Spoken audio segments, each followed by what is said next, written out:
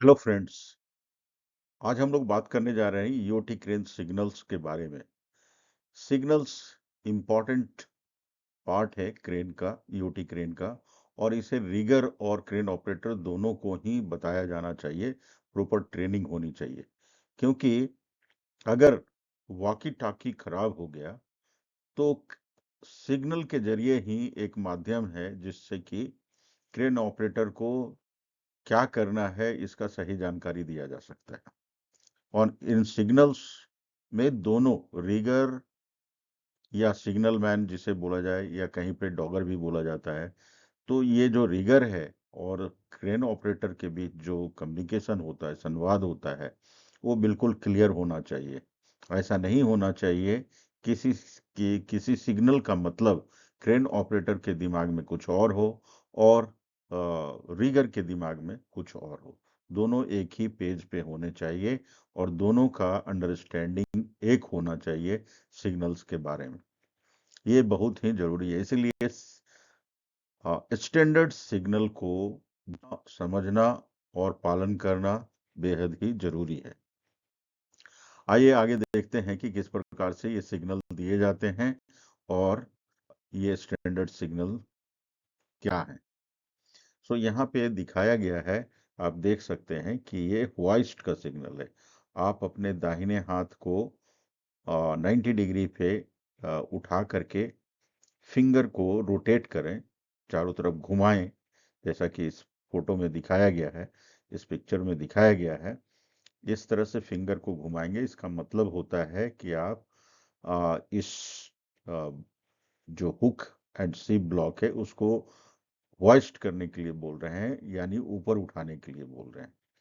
इसके विपरीत अगर आप फिंगर को नीचे करके और रोटेट कर रहे हैं फिंगर को चारों तरफ, तो इसका मतलब होता है कि इसे लोअर करें, हुक एंड सिप ब्लॉक को या जो स्प्रेडर बीम होता है उसको नीचे किया जाए, यानी लोअरिंग करने के लिए बोला जाता है। उसके बाद है ब्रिज ट्रेवल। ब्रिज ट्रेवल यानी एलटी भी इसे बोला जाता है। तो एलटी को आगे ले जाने के लिए, यानी अपने से दूर अगर आपको कहना है कि वो क्रेन ऑपरेटर ले जाए क्रेन को, तो उस समय में ये पाम को आप क्रेन ऑपरेटर की दिशा में रखते हुए उसे आगे पीछे सेक करें, हिलाएं, ताकि उसे पता चले कि के एलटी को, लॉन्ग ट्रेवल को से, या ब्रिज ट्रेवल भी कहा जाता है, ब्रिज ट्रेवल या लॉन्ग ट्रेवल को आगे लेकर जाए। उसी तरह से पीछे आना है तो इस हाथ के पाम को आप पीछे की तरफ करिए, अपनी दिशा में रखिए और उसे आगे पीछे हिलाइए, ताकि क्रेन ऑपरेटर को पता चले कि आप उसे अपनी दिशा में बुला रहे हैं, अपनी ओर बुला रहे हैं। यहाँ पे ट्रॉली ट्रेवल यानी सीटी क्रॉस ट्रेवल भी बोला जाता है, या ट्रॉली ट्रॉली ट्रेवल भी बोला जाता है। तो ट्रॉली ट्रेवल को इंडिकेट करने के लिए थम्स का सहारा लिया जाता है, अंगूठे का। तो आप अपने चारों और जो फिंगर हैं आपके हाथ में उनको फोल्ड कर लीजिए, मोड़ लीजिए और अंगूठा को स्ट्रेच कर दीजिए एक दिशा में, जिस दिशा में आपको सीटी को चलाने के लिए बोलना है। सो अंगूठा को जिस दिशा में आप उसे दिखा करके हिलाएंगे, उसका मतलब होगा आप उसी दिशा में क्रेन ऑपरेटर को, ट्रॉली को चलाने बोल रहे हैं, यानी क्रॉस टेबल को चलाने बोल रहे हैं। अब आते हैं इस पे, इसको हम लोग बाद में देखेंगे। यहाँ पे मूव स्लोली का सिग्नल है, यानी होइस्ट स्लोली। आप अगर चाहते हैं कि इस सी ब्लॉक को, हुक एंड सी ब्लॉक को धीरे धीरे ऊपर उठाया जाए, तो आप अपने बाएं हाथ को ऊपर रखें, उसके पाम को ऊपर नीचे की तरफ फेस करते हुए रखें और उसके नीचे फिंगर को घुमाएं।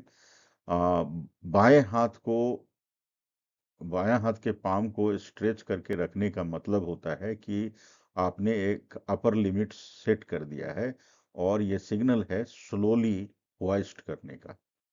तो ये निर्देश देता है ऑपरेटर, क्रेन ऑपरेटर को, कि वो धीरे धीरे इस हुक एंड सीप ब्लॉक को ऊपर की तरफ ले जाए, या स्प्रेडर बीम अगर है तो स्प्रेडर बीम को ऊपर की तरफ ले जाए धीरे धीरे।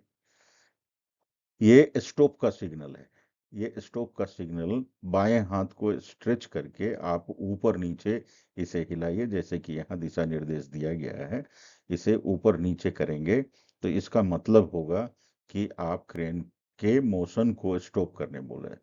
मिसाल के तौर पे आपने किसी वस्तु को उठाने का निर्देश दिया, अब आप उसे रोकने के लिए बोल रहे हैं कि होइस्ट मोशन को रोका जाए, तो आप इस प्रकार से सिग्नल दे करके क्रेन ऑपरेटर को बता सकते हैं कि वो रुक जाए। उसके बाद है ये इमरजेंसी स्टॉप। अगर आपको लगता है कोई दुर्घटना होने वाली है और चेतावनी स्वरूप आप क्रेन ऑपरेटर को कहना चाहते हैं कि सारे मोशंस को रोक दिया जाए, तो आप दोनों हाथों को स्ट्रेच कीजिए और दोनों हाथ का जो पाम है उसे ऊपर नीचे हिलाइए। इसका मतलब होता है कि क्रेन ऑपरेटर सारे मोशंस को रोक दे, कहीं किधर भी नहीं चलाए, ना एलटी चलाए, ना सीटी चलाए, ना होइस्ट मोशन को चलाए, बिल्कुल से रोक दे, क्योंकि कहीं कुछ अनिश्चित चीज होने वाला है जिसका जो हो सकता है कि एक दुर्घटना हो। अगला है मल्टीपल ट्रॉलीज के मूवमेंट को। किसी किसी क्रेन में एक से ज्यादा होइस्ट का प्रोविजन होता है, जिसे main hoist and auxiliary hoist भी कहा जाता है। मेन होइस्ट में हो सकता है कि स्प्रेडर बीम हो और ऑक्सिलरी होइस्ट में एक हुक एंड सीप ब्लॉक हो। तो अगर ऐसी स्थिति है, ऐसी स्थिति में क्रेन ऑपरेटर को दोनों होइस्ट को रेज करने के लिए बोलना है, तो पहले आपको बाएं हाथ से दो फिंगर को बाहर करके, बाहर की ओर डिस्प्ले करके उसे हिलाना है, ताकि उसे समझ में आए कि दोनों होइस्ट को रेज करने के लिए बोला जा रहा है। और फिर आप रेज करने का सिग्नल जैसे देते हैं वैसे दें, फिंगर को ऊपर करके, जैसे इस प्रकार से। यहाँ आप, अगर आप इस सिग्नल को देने के बाद में इस सिग्नल को देंगे, तो ऑपरेटर दोनों ही होइस्ट को रेज करेगा। अगर इस सिग्नल को देने के बाद अगर आप ये सिग्नल देंगे तो स्लोली नीचे की तरफ करेगा। अगर आप इस सिग्नल को देने के बाद में आप ये सिग्नल देंगे तो वो नॉर्मल स्पीड में लोअरिंग करेगा। दोनों जो हुक एंड सी ब्लॉक है और स्प्रेडर बीम है, दोनों को वो लोअरिंग करेगा। सो आपको जैसा जरूरत हो उस प्रकार से आप सिग्नल दें। एक लास्ट सिग्नल बच गया है जो कि क्रेन ऑपरेटर देता है। बाकी सब सिग्नल रीगर देता है, या डॉगर देता है, या आप कहें सिग्नल मैन कहें, उसे सिग्नल मैन देता है। वो नीचे रहता है, नीचे रह करके दिशा निर्देश क्रेन ऑपरेटर को देता है। लेकिन क्रेन ऑपरेटर एक सिग्नल है जो नीचे खड़े हुए व्यक्तियों को, रिगर्स को देता है। वो है मैग्नेट को डिस्कनेक्ट करने का सिग्नल। जब कभी भी मैग्नेट इस्तेमाल किया जाता है, तो जैसे स्क्रैप अगर उठाया जा रहा है तो स्क्रैप उठाते समय मैग्नेट को एनर्जाइज करेगा, मैग्नेट में स्क्रैप चिपक जाएगा और उसे मान लीजिए ट्रक पर लोड करना है, तो ट्रक पर मैग्नेट को ले जा करके उस मैग्नेट को डी एनर्जाइज करेगा, तो स्क्रैप जो है लोड हो जाएगा ट्रक के ऊपर। लेकिन डी एनर्जाइज करने के पहले, यानी पावर मैग्नेट का काटने के पहले, ऑपरेटर खड़े होकर के अपने हाथों के पाम को ऊपर की दिशा में रखते हुए दोनों हाथों को स्ट्रेच करेगा और इसके साथ ही बेल भी बजाएगा।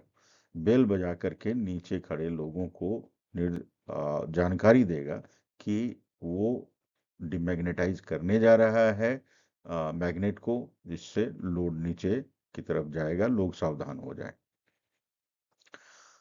ये क्रेन के तमाम सिग्नल्स थे। यहाँ पे एक सिग्नल और है जिसे जानना जरूरी है।